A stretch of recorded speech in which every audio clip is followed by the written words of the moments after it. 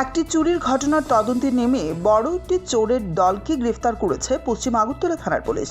মোট 7 চোরকে আটক করা হয়। তাদের মধ্যে একজন মহিলা। ধৃতরা হলো সঞ্জয় দাস, জাহান মিয়া, কুমার চক্রবর্তী, চিরঞ্জিত সরকার, আলমগীর মিয়া, বর্মন ত্রিপুরা ও মনিকা দাস। তাদের বাড়ি রামনগর, প্রতাপগড়, মেলাঘর সহ বিভিন্ন জায়গায়। পৃথক পৃথক জায়গা থেকে তাদের জালে তোলা হয়েছে। রামনগর 4 নম্বর রোড এলাকায় সুরজিৎ চক্রবর্তীর বাড়িতে 3 এপ্রিল রাতে চুরি হয়েছিল। সেই মামলার তদন্তে নেমে পুলিশ এই সাফল্য পায়। পশ্চিম থানার ওসি রানা চ্যাটার্জির নেতৃত্বে একটি টিম তদন্তে নেমে এই দাগি চোরেদের আটক করে। বিভিন্ন জায়গায় চুরির ঘটনার সঙ্গে এরা জড়িত বলে অভিযোগ। পুলিশ ধৃতদের কাছ থেকে চুরি যাওয়া স্বর্ণালঙ্কার, মোবাইল ফোন সহ বিভিন্ন সামগ্রী উদ্ধার করেছে। এসডিপিও দেবপ্রসাদ রায় রবিবার এই ঘটনা জানান। তিনি এই ঘটনাকে পশ্চিম থানার একটি বড় সাফল্য বলে মনে করেন।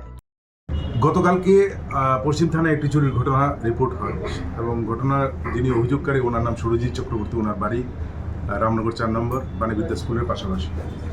তো গত কিছুদিন যাবৎ আমরা একটা জিনিস লক্ষ্য করছি, একটা চোরের একটা গ্যাং নতুন করে কিছু এলাকাতে চুরি সংগঠিত করার চেষ্টা করছে।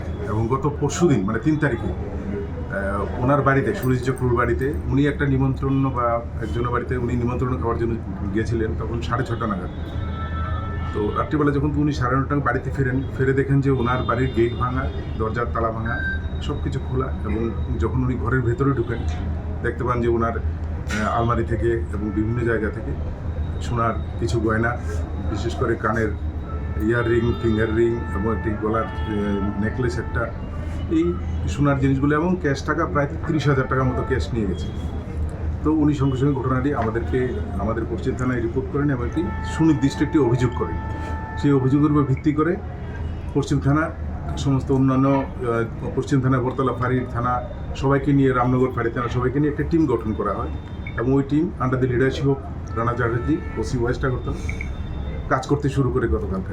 কাজ করার পর প্রাথমিকভাবে 2 জনকে সন্দেহমূলক গ্রেপ্তার করা হয়।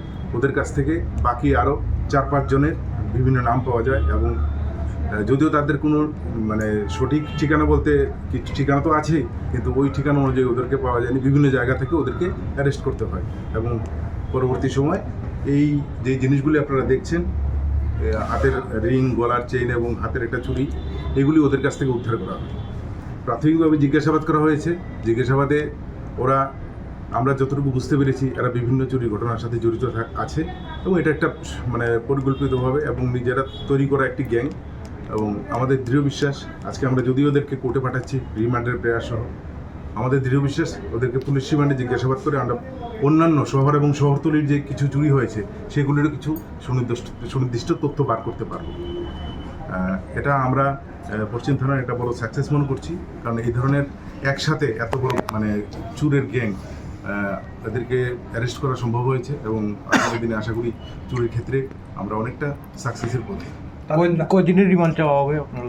3 দিনের রিমান্ড চাইব। তাদের নামগুলি?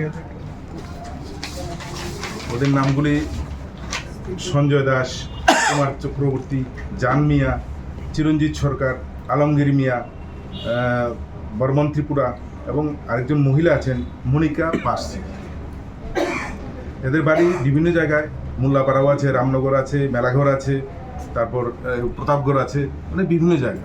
কোনো নির্দিষ্ট এদের এক জায়গার এলাকার লোক বা এরকম কিছু। কতজন অ্যারেস্ট হয়েছে? মোট 7 জন। 6 জন তো দেখলেন আপনারা, একজন মহিলাও আছে।